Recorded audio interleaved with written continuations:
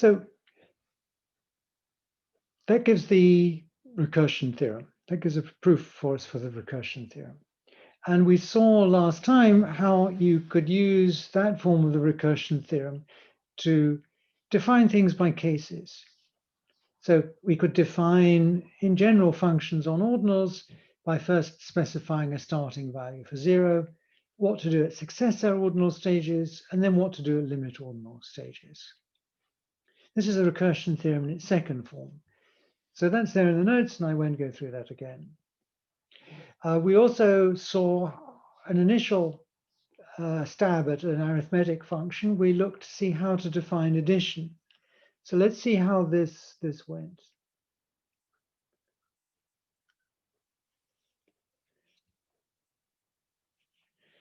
So the ordinal addition function, to remind us, it's the function alpha plus x here. And we define it by cases, alpha plus 0, and then we're going to call this alpha plus 0, is alpha. Right? So really, alpha plus 0 here is defined to be alpha, and we're going to rewrite that as alpha plus 0. Alpha plus beta plus 1 is defined to be the successor of alpha plus beta. And we're going to call that alpha plus beta plus 1. Alpha plus beta, we've already called that alpha plus beta plus 1. And then at limit stages, we're going to define alpha plus lambda. We're going to define that to be the supremum of the previous alpha plus xi's for xi less than lambda. So we're defining this to be alpha. We're defining this to be this. And we're defining alpha plus lambda to be this here. And again, we're going to write that as alpha plus lambda here. And let's do addition, let's do multiplication and exponentiation. Right?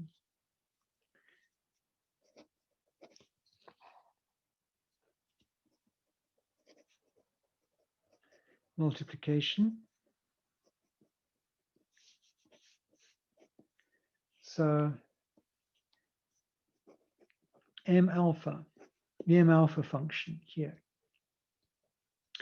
And we're going to write this, of course, as alpha times x, right, when the time comes. I multiply alpha by 0 and I get 0.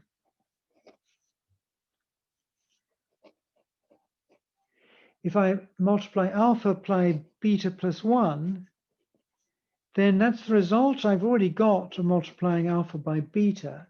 And then I'm going to add that to alpha. So it's another lot of alpha.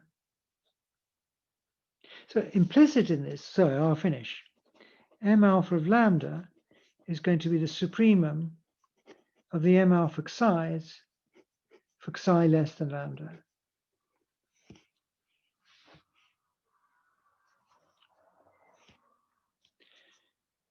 So notice, actually, implicit in here, hidden in here, is to define m alpha beta plus 1. I'm assuming I know that I've already got addition defined. I need to know I've got all of these m alpha beta functions defined, the addition a m alpha beta. So it's just a little point.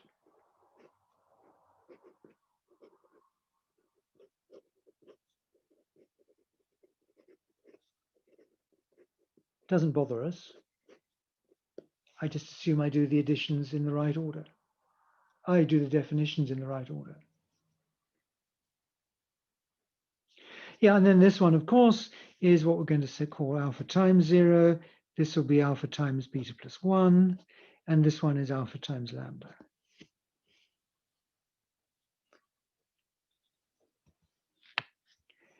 And exponentiation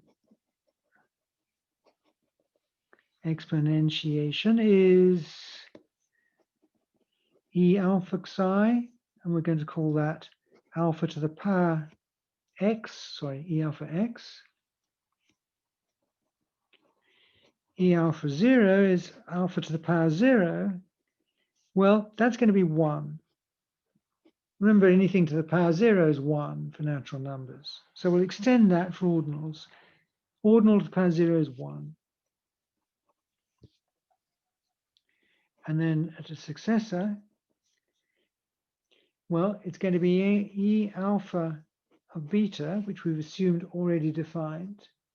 And we're going to, again, another multiple of alpha.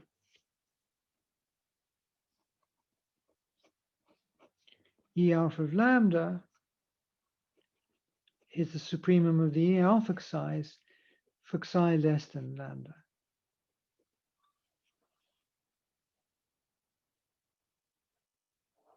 So notice that the limit stages are the same definition, really, for addition, multiplication, exponentiation.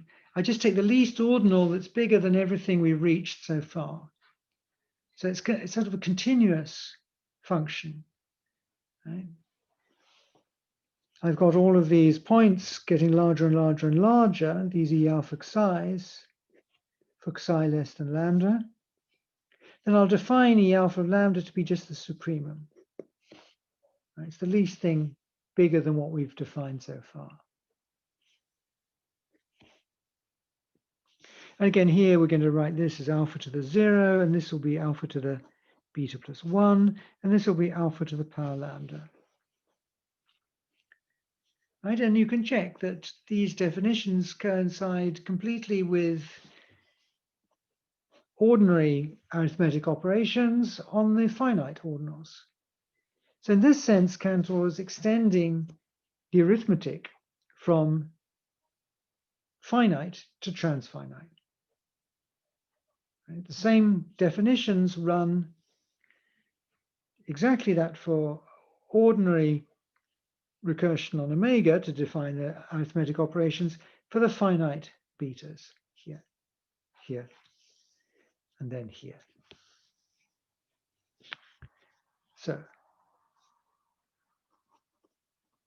So these operations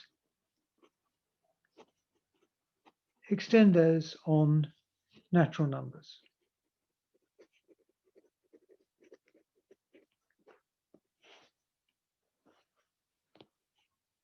So many of the properties of arithmetic will carry forward, right? But some won't. Right? So let's investigate a little bit what some of those properties are that hold.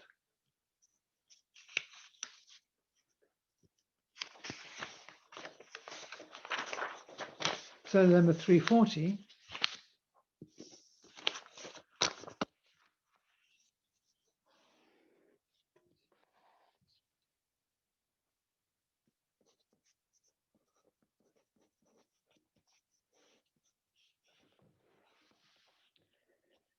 and this is a prototype or template for proofs for the other arithmetic operations. The functions A alpha are strictly increasing.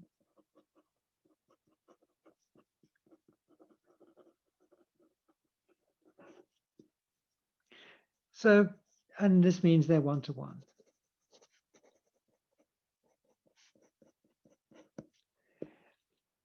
We have no problem with this when we're talking about ordinary arithmetic, but here we're in a different ball game. So we should check carefully that we've got increasing functions which are one-to-one. So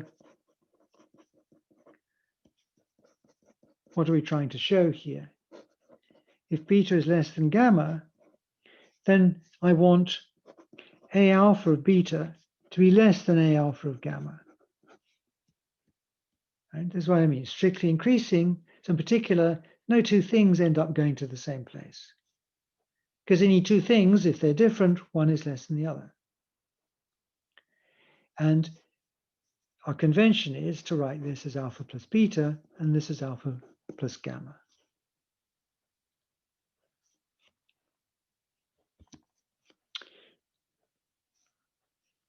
So again, we've got alpha, beta, and gamma occurring here. So we would formally do a proof by induction on gamma. But given that even when I add 1, A alpha beta plus 1 is something bigger than A alpha beta, it's entirely unsurprising, right? So it should really be sort of intuitively true once you're used to these things. But let's do a proper proof. So we'll suppose that star holds. So proof by induction on gamma.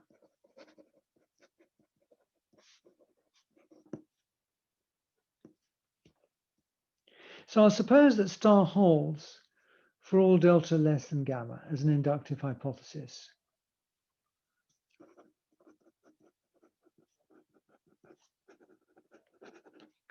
Holds for all gamma less than or equal to delta.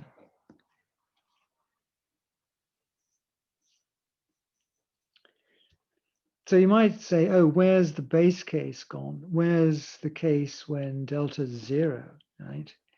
But actually, if delta was 0 here, it's vacuously true because there's nothing. There are no betas less than 0. So for gamma 0, gamma's delta 0, this is kind of trivially true. And so we don't need to consider that base case here, really. So we know it's true all the way up to delta, so we show it's true for delta plus 1.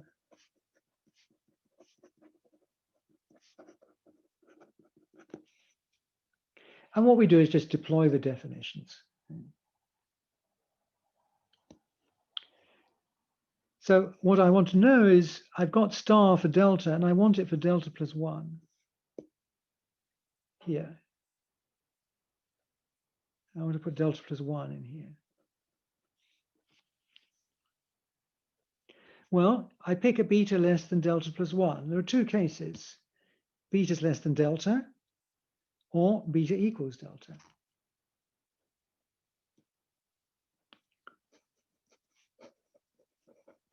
So I pick a beta less than delta plus 1.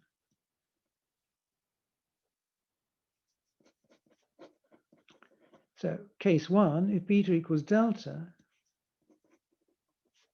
then alpha plus delta is less than alpha plus beta plus 1, because this is defined to be the successor of alpha plus beta.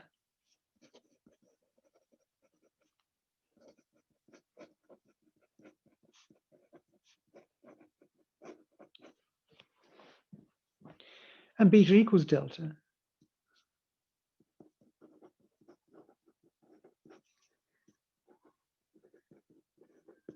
That's because alpha plus delta is a member of the successor of alpha plus delta.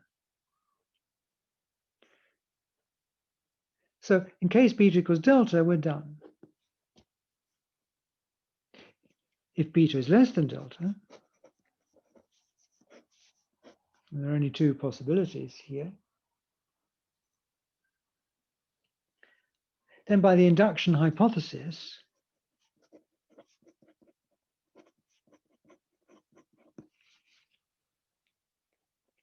I already know that alpha plus beta is less than alpha plus delta, because I'm assuming that star holds for gammas all the way up to delta. And here I am applying it with gamma equals delta.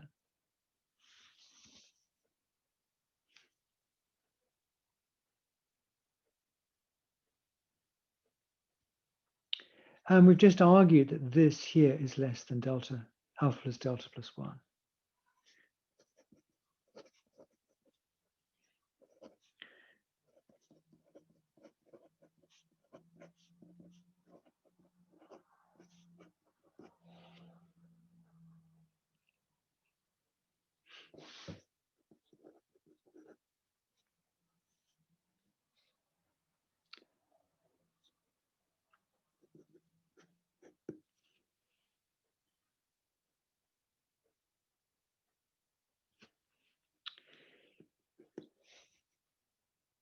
So if I know that it's true all the way up to delta, and including delta, I know it's true at delta plus 1. So I know the successor stage with the induction is going to work. But I have to cater for the limit ordinals as well. A limit stage now appears in our inductive arguments.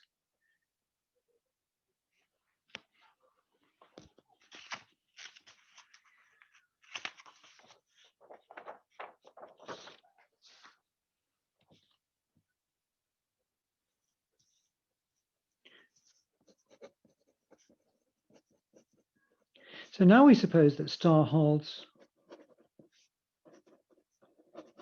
for gamma less than lambda, where lambda is a limit ordinal.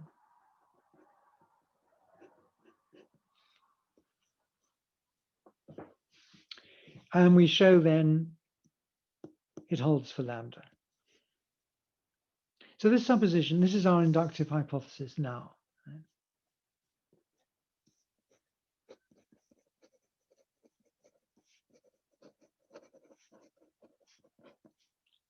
So I want to prove star for lambda.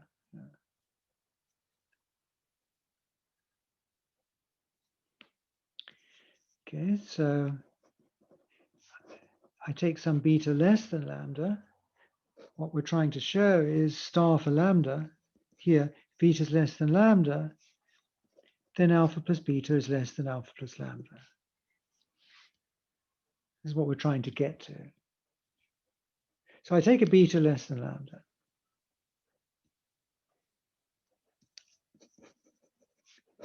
Then beta is less than beta plus 1. Right? This is the successor of beta.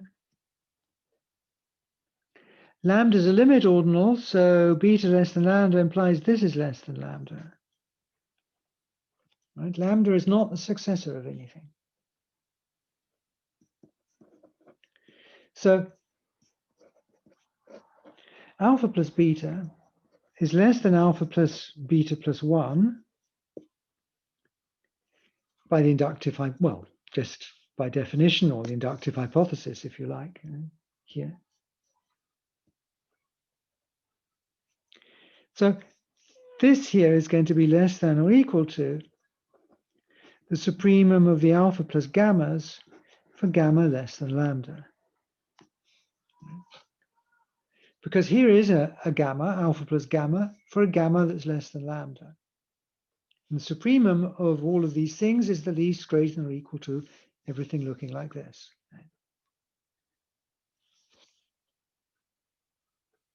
And this is by definition alpha plus lambda. Definition of A alpha at a limit stage.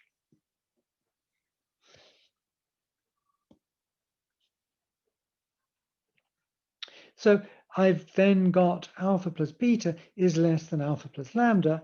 So I can tick that off when I've got here a limit ordinal as well. So that finishes the argument.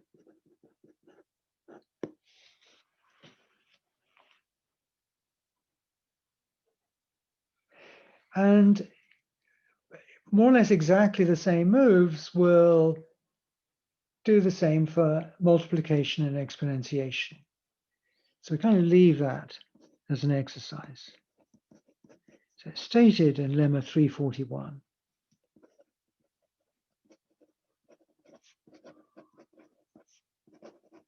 M alpha and E alpha are strictly increasing.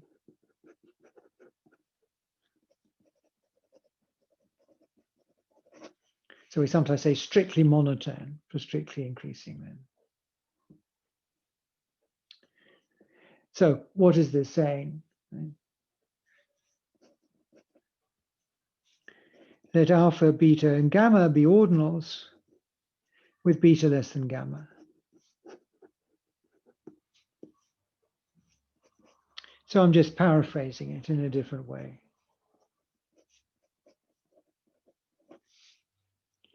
If alpha is 0, it kind of trivializes multiplication. So let's take alpha bigger than 0. Alpha times beta is less than alpha times gamma.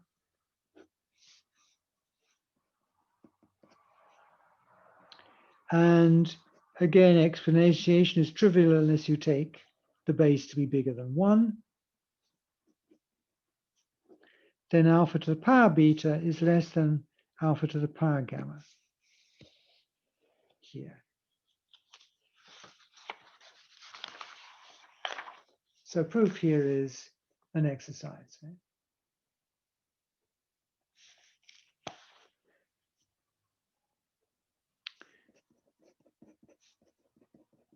This is exercise 315.